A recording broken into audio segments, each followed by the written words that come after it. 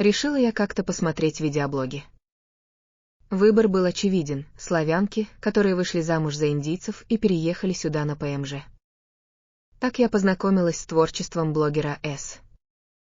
С показалась мне милой девушкой, она подкупала своей простотой, но в то же время мне было ее очень жаль. Она рассказывала про свою непростую жизнь в роли невестки в индийской семье, принадлежащей к высшей касте. Ее крайне скромная одежда, запрет на готовку и употребление мяса, чтобы самой не оставаться голодной и прокормить 2 дочерей, приходилось готовить украдкой, скрывая это от семьи мужа. Холод зимой в неотапливаемом доме, в Индии нет централизованных систем отопления, отсутствие возможности выходить куда-либо без сопровождения. Необходимость тянуть все на своих плечах за счет доходов от каналов и многое другое вызывали у меня искреннее сочувствие.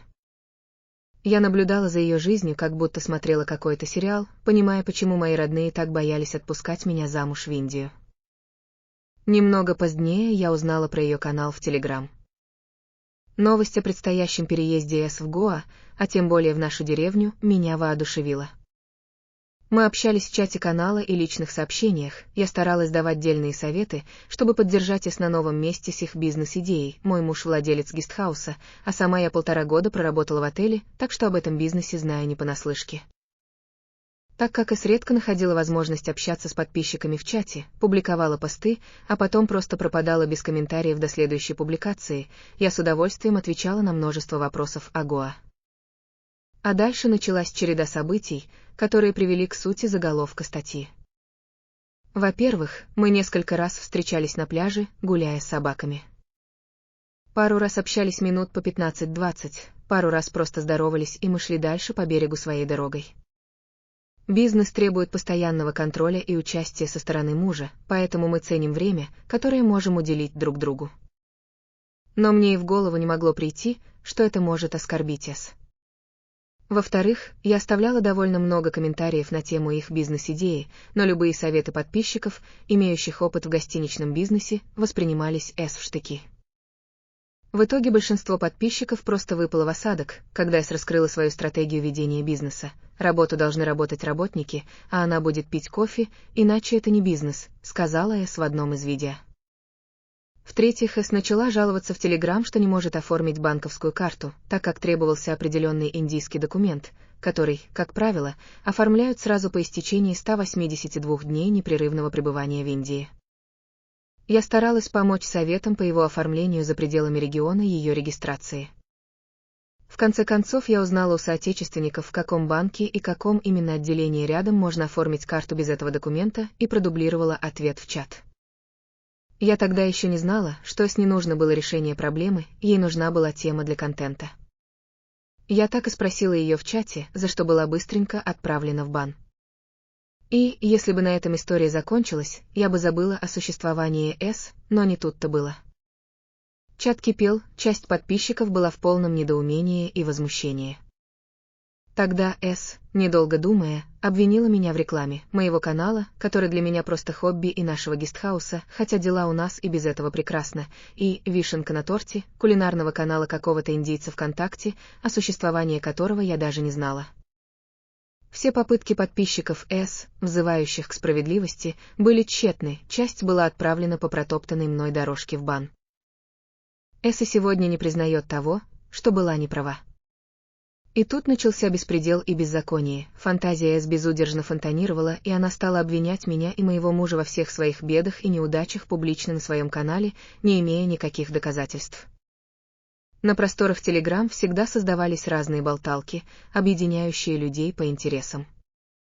Если использовать глобальный поиск, то можно найти даже парочку с открытым доступом. По мнению С, все это хорошо организованный мной хейт, направленный против нее.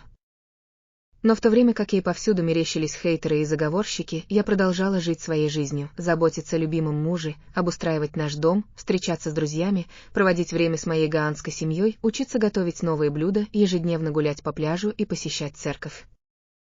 С не пыталась найти причину хейта в себе, в своем поведении и контенте, ей хотелось хайпа и драмы. Хейтить С начали еще задолго до того, как я подписалась на ее канал. Растет популярность и количество подписчиков, растет число хейтеров. А причина такой активности хейтеров, по моему мнению, кроется все же в отношении к ее индийской семье, детям, животным и даже к подписчикам. Так что не стоит искать черную кошку в темной комнате, в которой ее нет. Интернет хранит хронологию событий.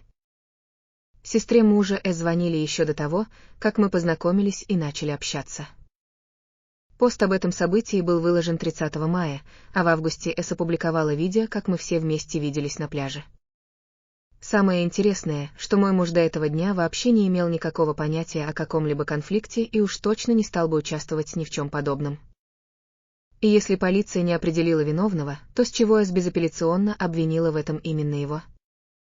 Череда постов в Телеграм-канале разоблачения группировки хейтеров во главе со мной, подкрепленная скриншотами фейковых аккаунтов, а также часовое видео на YouTube, где не владея актерским мастерством, неумело пускает слезу, взорвали чат канала Telegram и комментарии в YouTube, да так, что на последней платформе ей пришлось приостановить комментарии.